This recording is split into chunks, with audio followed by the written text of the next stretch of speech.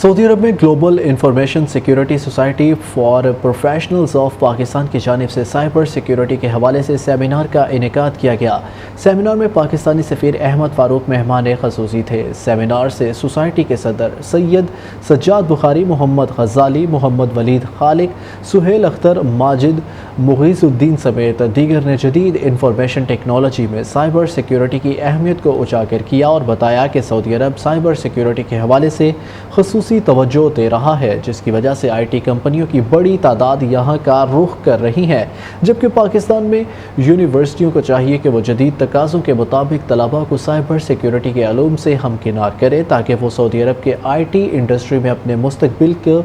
تابناک بنا سکے۔ سفیر پاکستان احمد فاروق کا کہنا تھا کہ آئی ٹی کے شعبے میں سعودی عرب میں ایک انقلاب آیا ہوا ہے اور سعودی عرب پاکستان کے ساتھ آئی ٹی کے شعبے میں دو طرفہ تعلقات کو فروغ دینے کا